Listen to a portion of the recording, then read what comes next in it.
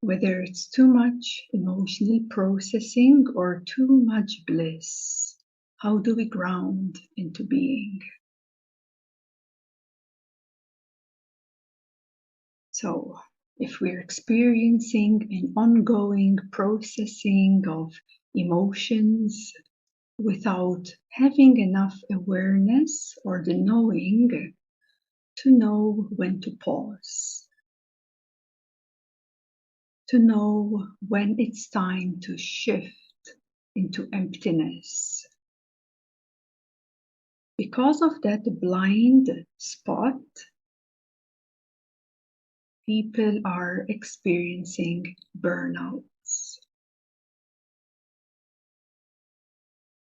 So, similarly, now speaking of higher levels of consciousness, where one may experience too much, a lot of bliss.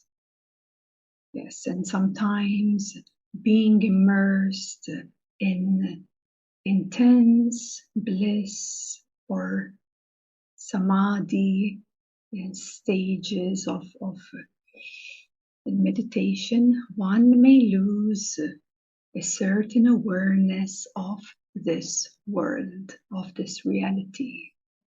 One may lose the awareness of your certain responsibilities, your family, if you have one. So if this is the case, of course, this is happening more in the higher regions of divine, in the higher levels of consciousness, when one may not have enough strength just yet.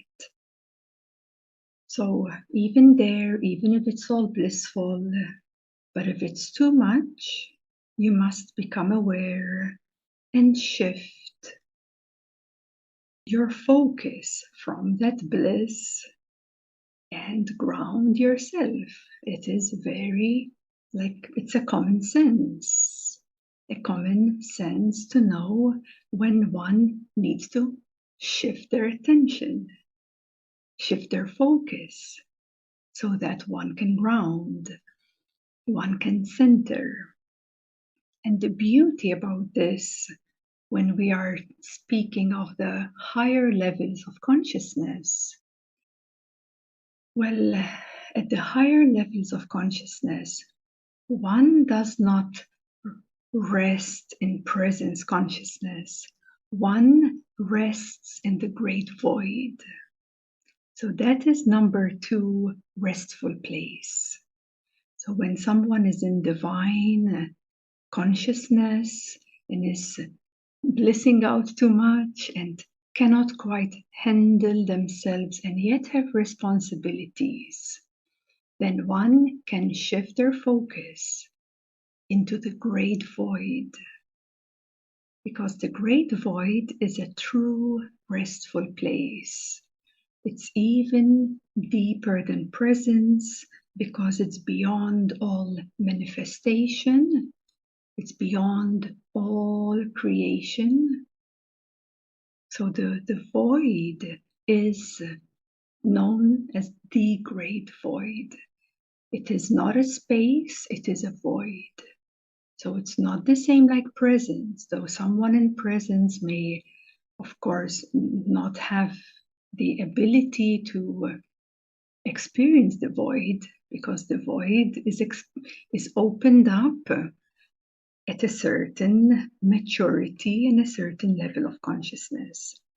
But beyond the void, when one opens to divine bliss and love and truth and divine awareness, one can rest in this great unknown, where actually all energy and all manifestation, all creation of all 700 quadrillion universes and our local universe and all creation truly longs to return back to the great void. So even your energies, even the higher mind, which is the awareness consciousness. All of this is truly resting in the void, in a place of nothingness. There is nothing in the void. And in that great nothingness, you are absolutely rejuvenated, replenished. It is even better than a night's sleep. Because when you sleep, most probably you're traveling in your astral body and a lot of things are going on. You're not really resting. Yes. So if you have lucid dreaming, you're always aware of all that is happening while your physical body is resting. So it's not real rest. But in the void, in the void, all energy melts. All energy resolves and returns, and it's all longing to return to this deep, deep peace and deep restfulness, where it's beyond any comprehension. There's nothing to know, nothing to understand, definitely nothing to do. And that is the second state or level of consciousness where you truly support this integration. It strengthens you. It allows you to, it's like the most replenishing reset ever. It's good for your nervous system. It's good for even the higher mind, lower mind, like all of it. Everything comes to an absolute full stop. And although it may not be so interesting for many, but that is one replenishing and rejuvenation of a stateless state to be at. So even if one opens up to full consciousness, into the absolute self,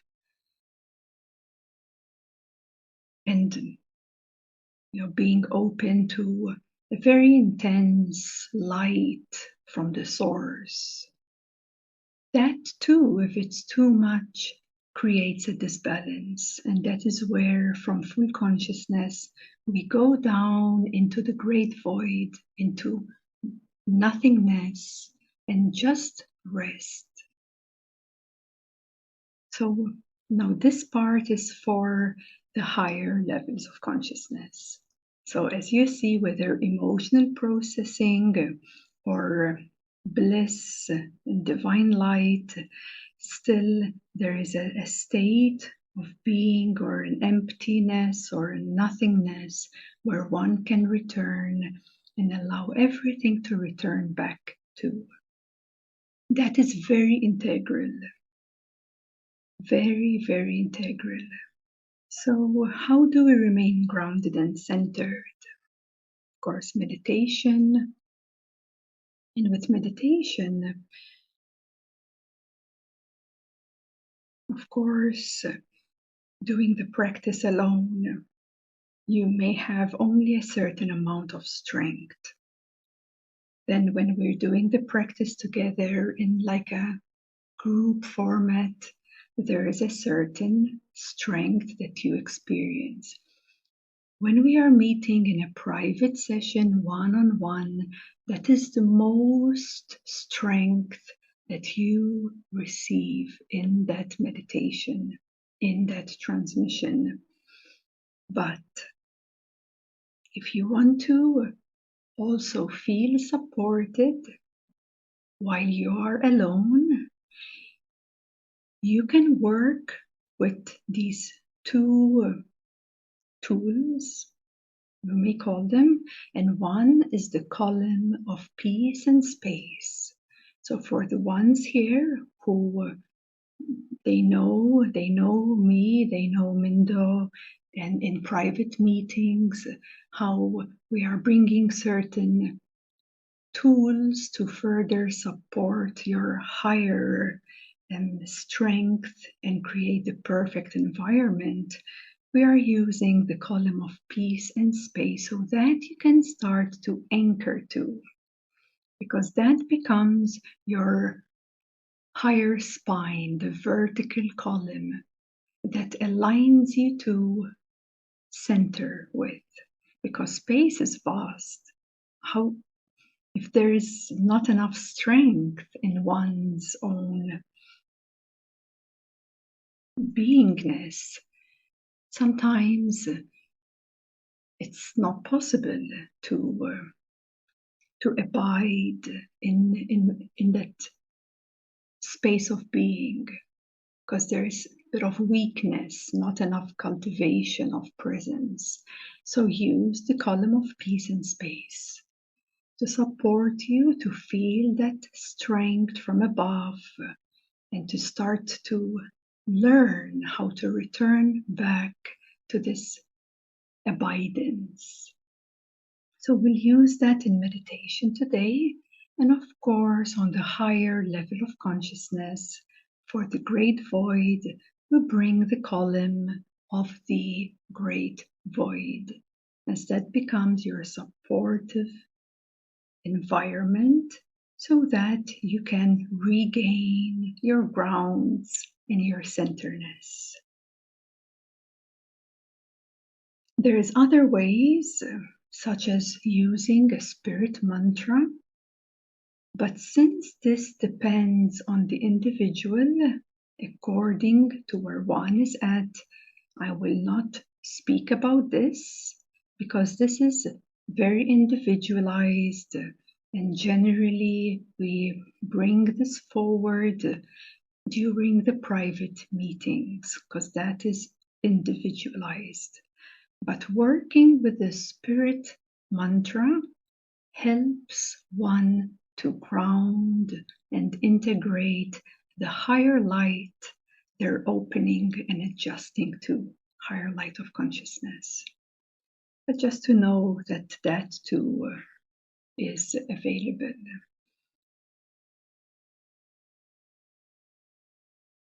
And one more thing to share with you is not to forget about maintaining balance.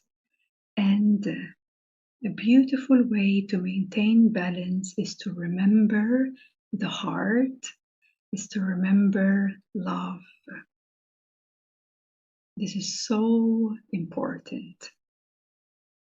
Because, for example, if there is too much self-inquiry practice, this may create a disbalance.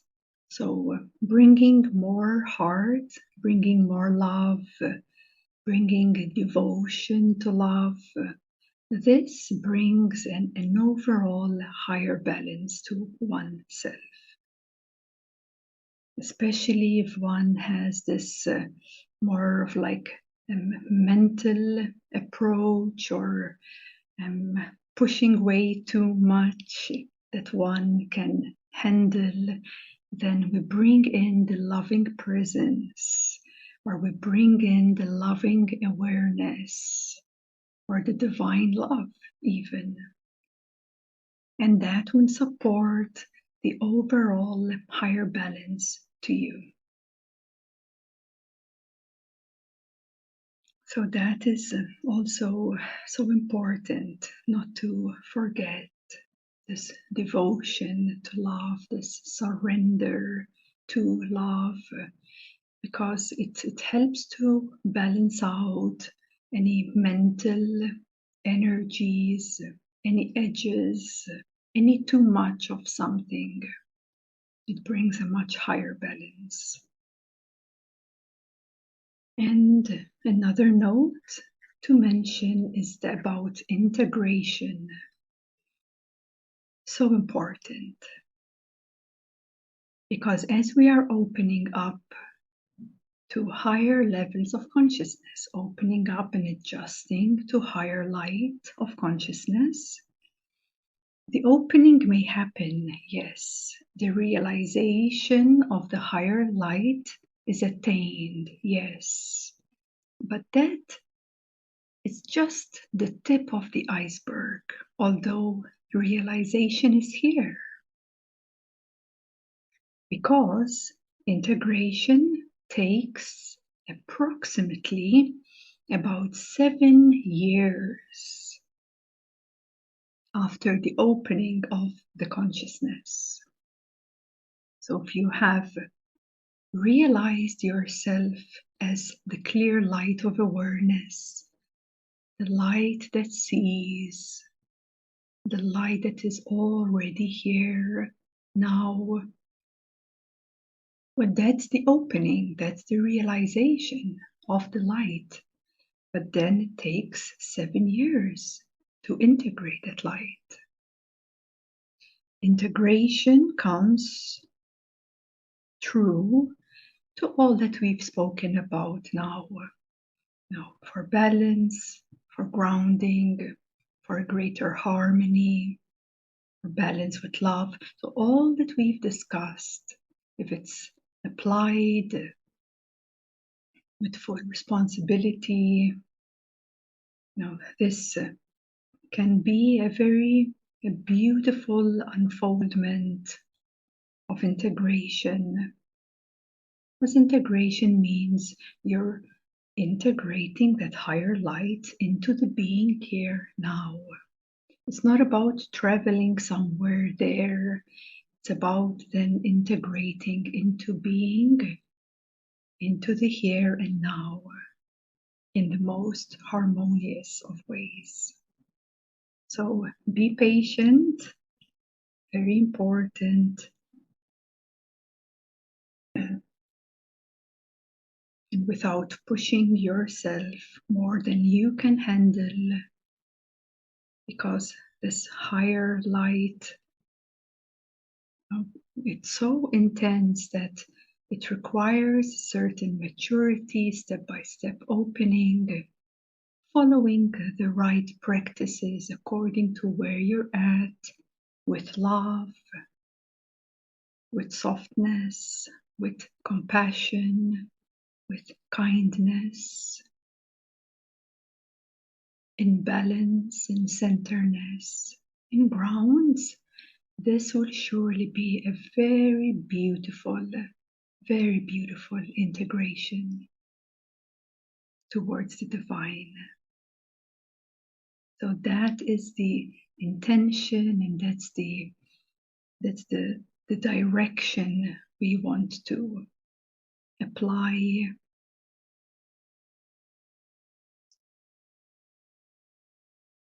So I hope that this helps to illuminate certain challenges in your life experience, and to apply what is necessary. And of course, we are here for you. If you need support, if you need guidance, Satmindo and myself are always here available to you, whoever needs that help.